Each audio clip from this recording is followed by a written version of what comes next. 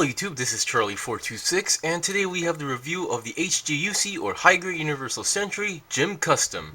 Now I bought this with the GM Quel, or I actually bought the GM Quel after I bought this, so they were pretty much purchased on almost the same timing when I got the kits. And I felt like this was a comparison video with the GM Custom and GM Quel will be needed in some day, so I decided to do that. But before I actually get into comparison, I will be showing you guys the basics, so just letting you guys know.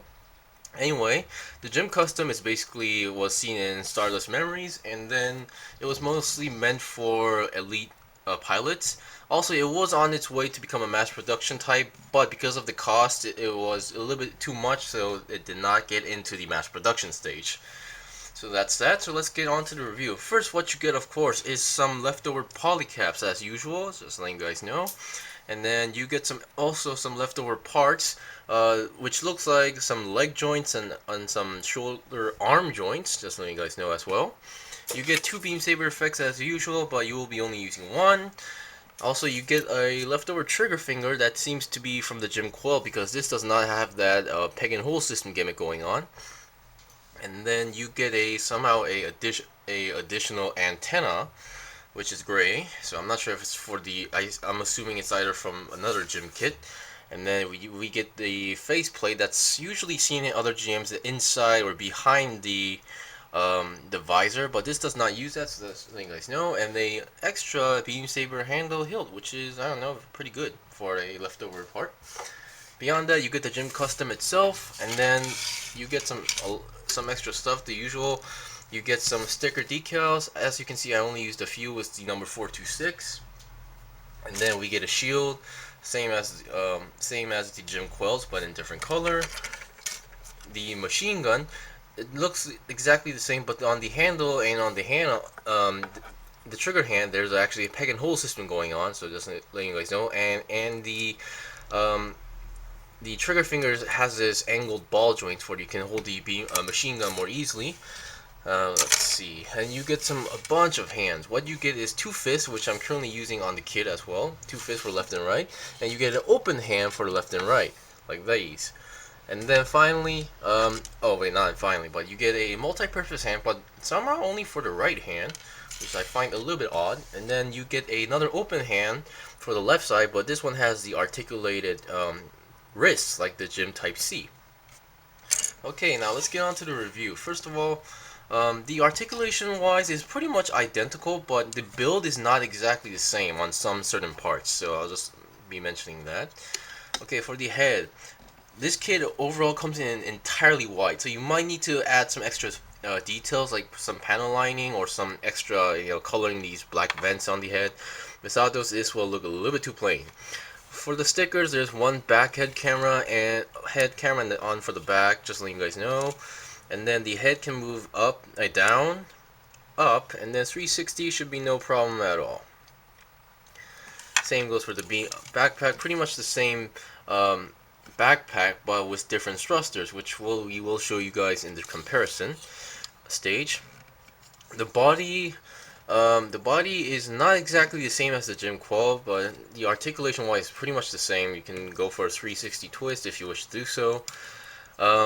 The shoulder joints, they're not exactly the same piece, but they pretty much work the same way. It's not a ball joint, but you can move your shoulder forward and backward a little bit. The arms can go to the side almost 90 degrees, and then the arm itself has both of these holes for the shield connector, and it can do a double jointed bend, and has your typical 360 twist, and then your typical ball joint. Now, the only difference is that this one is actually on the shoulder is a peg, whereas the GM Quel did not have that, but actually is permanently connected by using some sort of a hinge piece. So I think that should have been also applied to this one. I'm actually attempted to get another GM Quel to apply that to this kit as well. Okay, for the waist section, it's almost the same, but the front skirt and back skirt, these are all one whole piece, whereas the GM Quel had separate pieces for these square parts, and the front skirt can also be separated if you wish to do so. The side skirt, this one does not have any holes, just unlike the GM Quel's. and move that much, and then the legs can go for 90 degrees, and then the bend is also 90 degrees. Despite the build being different, the bend is pretty much the same, and your typical ball jointed feet. Okay, now for the weapons. The shield, I think it's pretty much self-explanatory. Whoops. You can either, the shield slides into these pieces, so you can either attach it to the side or the back, and you can attach it to the back of the arm and connect it. So yeah, that's pretty much it. And also, this, since it uses the same piece, there's no polycab inside. It's just another plastic hole inside there. So just keep in mind. I think I'll go with the beam saber first. The beam saber, you just typically connect your beam saber effect, and then let's see, you get another hand, attach it, and yeah. And the beam saber holds pretty well, I think. It's still, it does have that wobbly feeling, but it does not fall off. Okay, now I think I'll go with the machine gun. And for the machine gun, I would like to also show you guys the articulated wrist version of the open hand for the left side, because this actually does help a lot, unlike having a normal open hand like this one. The machine gun, well, oh boy. To be honest, for the GM Quel, I think despite not having the angled ball jointed trigger hand, it was able to pose pretty well without it. But it does look more better in terms of the angle with this going on. And also with that articulated wristed hand, you can also make it hold the machine gun with both hands more, more natural, in a more natural feeling like that. Of course, because of being an HG, and there are some articulated limitations, so you won't be pulling up that many poses with both arms. Just that. Okay, so we've seen like all the basics. Now I think I'm going to bring out the HGUC GM Quel to the scene. Let me just get. Oh, sorry, wrong button. Here's the, and I think I'll be bringing out the HGUC GM Quel, which I already made a review on. So as a simple comparison video, I'm going to show you guys like what are the differences. Now, as I mentioned, the build is pretty much almost the same, but the connection between the shoulders and the main arm is different. And also, the GM Custom was able to actually fix the main issues that the GM Quel had. For example, the beam saber, this was a little bit too wobbly inside the backpack, whereas I'm going to use the leftover piece. This one actually stays in place pretty well without any wobbly movements. Beyond that, even up to this day, I always thought these were both of the same kits with different shoulders and head, but that's not exactly the case. Well, the shoulders are pretty much different, so that's that. The heads are pretty. Okay, I don't know what's happening with my camera, but okay, the shoulders are pretty much different. The heads, I thought they were the same, but no, they're actually different heads, as you can see. Whereas this one is more gymish. The GM Quel head is like a Gundam type head with a visor and then without no V-fin. So that's that. The main body does have a little bit different, where the vents are like kind of outside and the GM Customs is in the inside. As I mentioned, the front skirt, these are separate pieces. And for the back section, the backpack itself, I believe, is the same principle, same type format. But I believe the GM Quel, for example, never mind. Yeah, the GM Quel actually has these larger thrusters on the back, so that's that.